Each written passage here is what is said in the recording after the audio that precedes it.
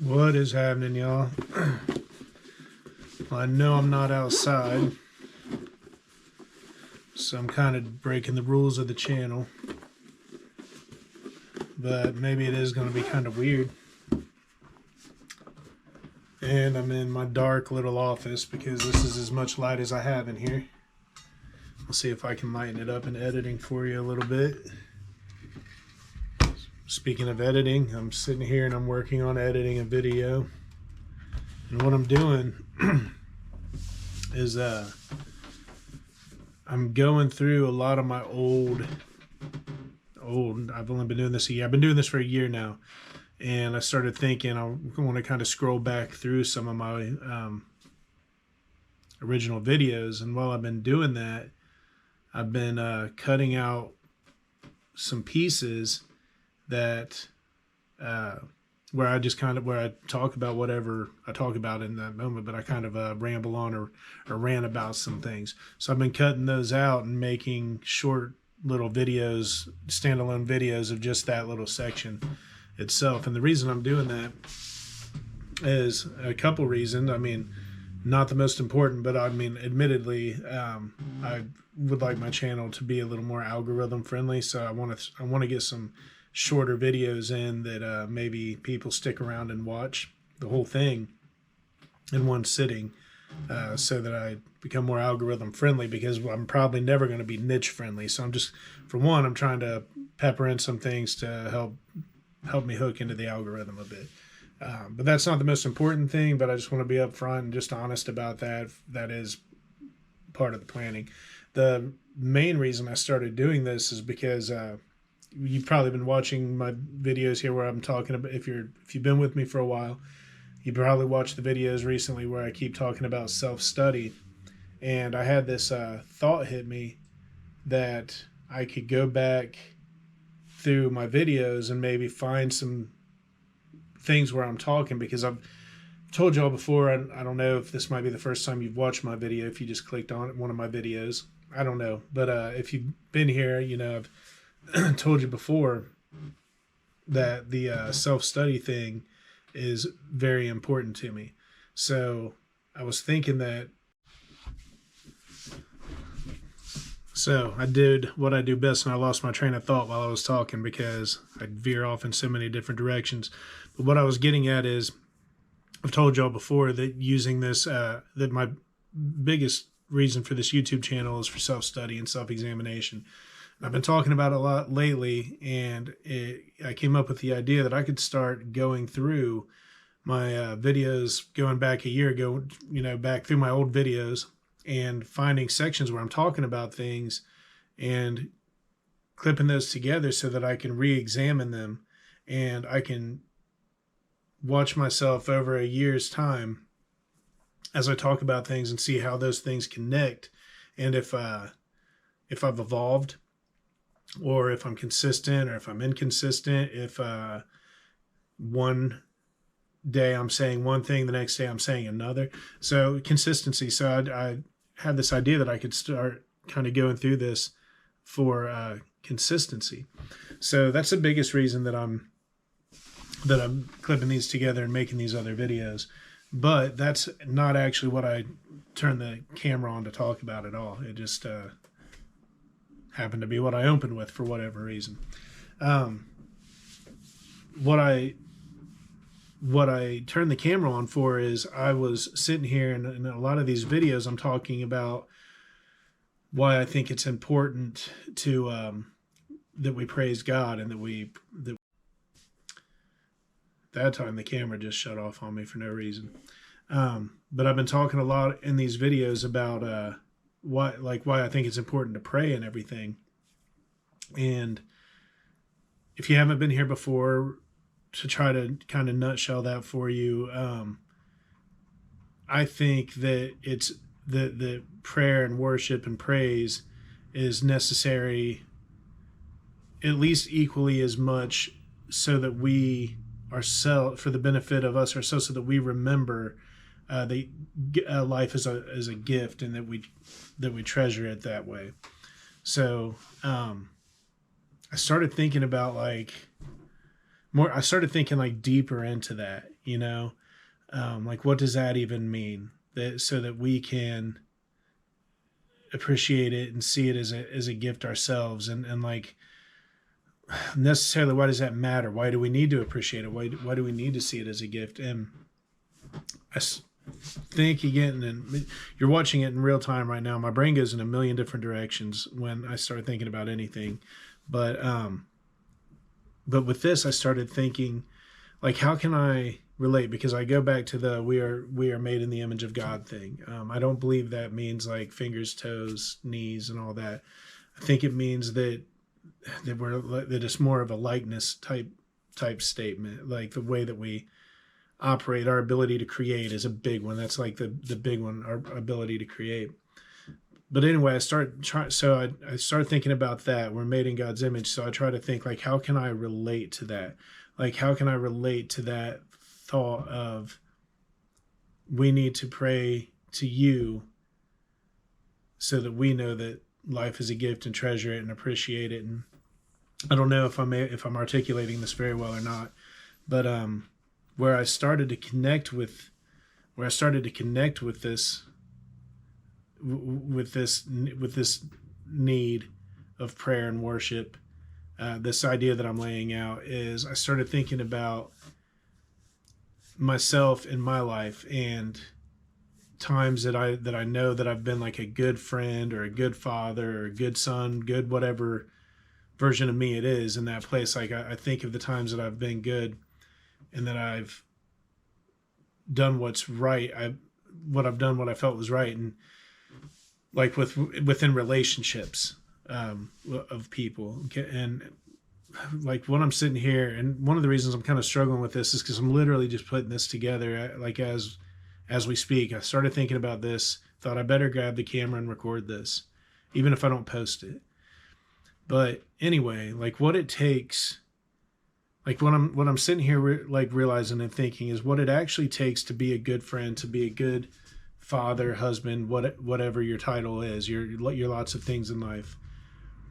What it takes is like truth and honesty and wanting what's best for the other person on the other end of the relationship. A lot of times in my life, people come to me to talk to me about things and I think they know this coming in, when they know that they need somebody to tell them the thing they don't want to hear. Like, when they want somebody to tell them like the hard truth, to call them out on their bullshit, and to like just say it like it is, and just speak my point of view. Well, because that's what I offer people. I offer them like the truth as I see it. If you tell me your story, essentially all I ever really do. This is why it's hard for me to even understand why people seem to gravitate me in this way, because all I really ever do is just kind of say back to you, the person speaking to me, whatever they said to me, just from my point of view. All I do is, I don't know any more than that, in most cases. So I can't do more than that. But anyway, it requires telling people the truth and being honest and being real. And there's a real cost associated with that. It makes people run from me. Like, someone will call me when they need the truth spoken to them. I'll tell them the truth. If they're not willing to face that truth or challenge it or unpack it, whatever, because I don't know if I'm right. I'm just saying truth because it's what I'm seeing, what I'm understanding from what they're giving me. If they're not ready to take that on, if you're not ready to face that, then they end up like running from me, and I don't hear from them anymore. Or I don't hear from them for some amount of time before they come back and need me to say the same exact thing again. This is what's same thing again in most cases. That coming back part is what I'm like really, really thinking deep on, because it means that they like, it tells me that they do want to face things, that they do want to include me in this part of their struggle, their life, that they want me to be a part of it, and they come back. And the only reason that they can come back is because they must they must love me. They must love me. So because if you don't love somebody and then that person tells you the thing that you don't want to hear, like the exact thing that you weren't after, like you were hoping not to hear or whatever, if you don't love that person, there's no reason to ever take what they said seriously or believe that they care about you, or and especially like come back to them.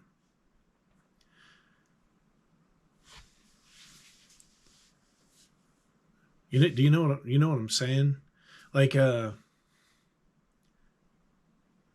they don't love you, they're not going to come back.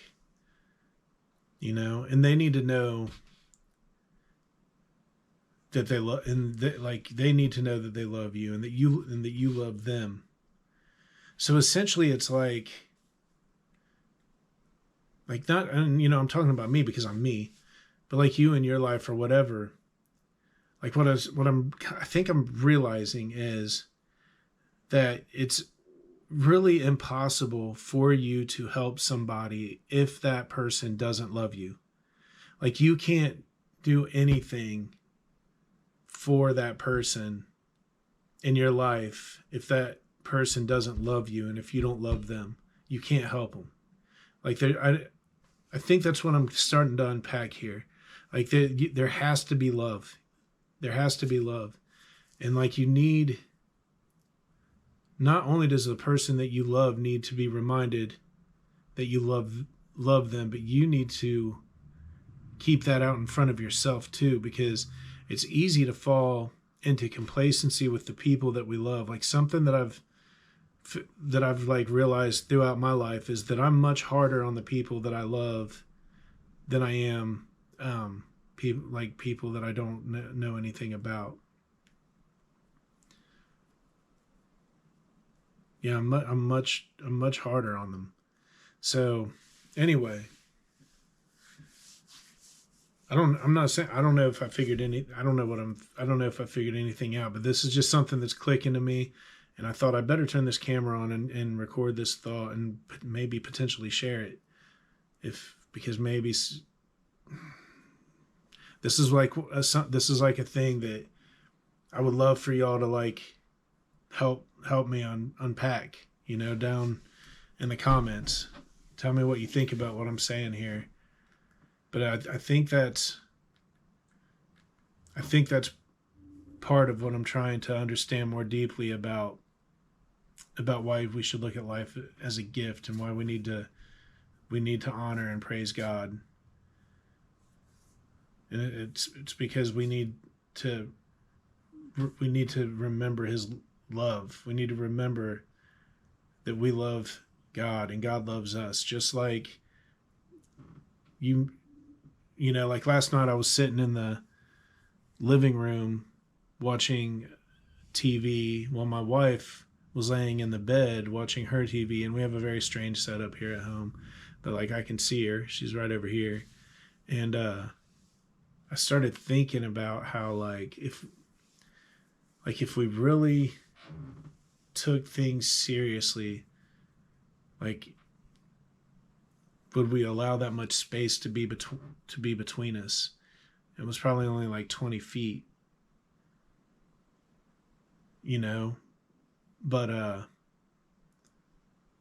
would we really if we really took time, if we really took time seriously, and we truly took our love seriously, not that, I'm not saying we don't, but at like a God level love, if we took it seriously, if we reminded ourselves as often, would we ever fall into that complacency? If we constantly, like I tell my wife I love her every time we get off the phone, every time she leaves the house, but I don't like it's it's it's like like our relationships just fall into this place of complacency where I don't want to say the words lose their meaning but it's just like we just forget how real it is. It's like we start to forget how real it is because we're in this spot like a law of diminishing returns in a way, like we take for granted, I guess is what I'm looking for. We start to take each other for granted in a way due to time. And it's like, if you just, like, if we were to put as much energy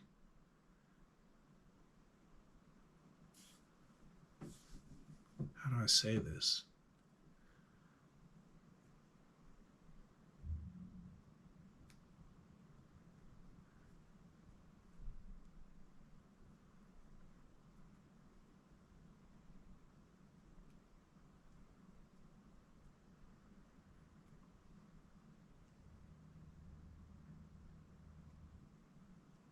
Like those of us who love God, like think how much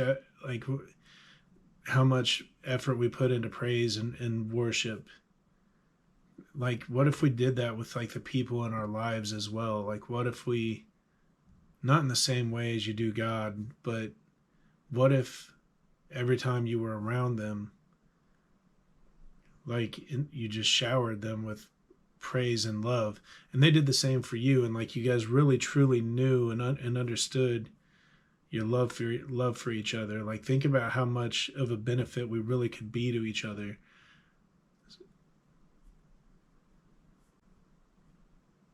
Like think about how much good we could really do for each other if just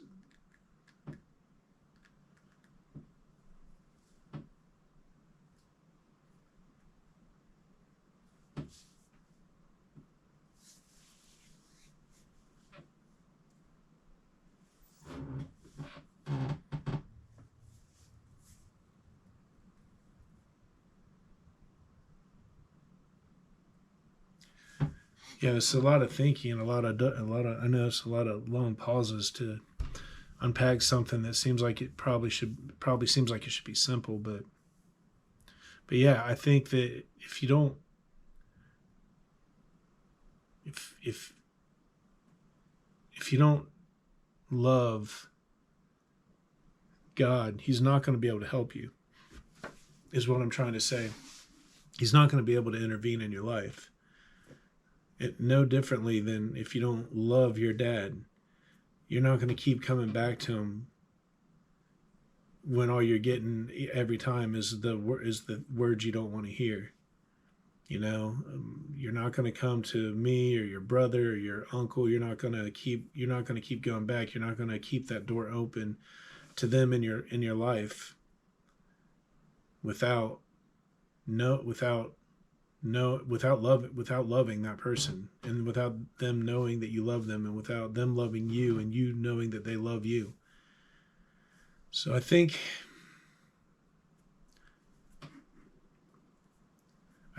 that's the beginning of a I think that's the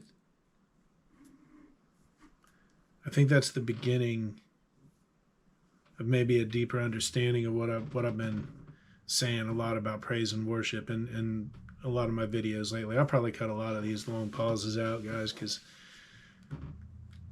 some of them have probably been pretty long. But yeah, so I guess that's about all I can say about that right now. But this is I'm glad I turned this camera on. I talk a lot about being a visual thinker and like my thoughts and ideas not coming to me in words. This is the real life process of me thinking through these things. It's hard, man. It's hard. It feels like it shouldn't be this hard, but the thing, nothing comes to me in words. It just never comes to me in words. I always have to I always have to take things that I'm seeing and try to break them into words. And then sometimes even the things I'm seeing don't make sense. Don't make sense. Really. 'Tis a blessing and a curse, I suppose, to have a mind like mine. But anyway, I think that's all I got to say about that, guys. I kind of went down that rabbit hole, and while I was sitting here working on this, because I was seeing the consistently, I say that's a thing that I talk about consistently. So it just got me thinking about it on a deeper level, which is awesome because that is exactly what I want this YouTube channel to do for me. I want to be able to go back and watch myself and put pieces together and unlock new insights and maybe deeper thoughts, and keep myself on the right track, man. Keep myself in God's good grace and keep moving forward. So if you sat here and listened to all that, I appreciate it more than you know. Sorry that I'm not outside sitting by a river or a tree or something like what you're used to. I'm just here in my office, which is a mess, but with no light. But yeah, thank you. Be weird out loud, and I'll catch you next time. Peace.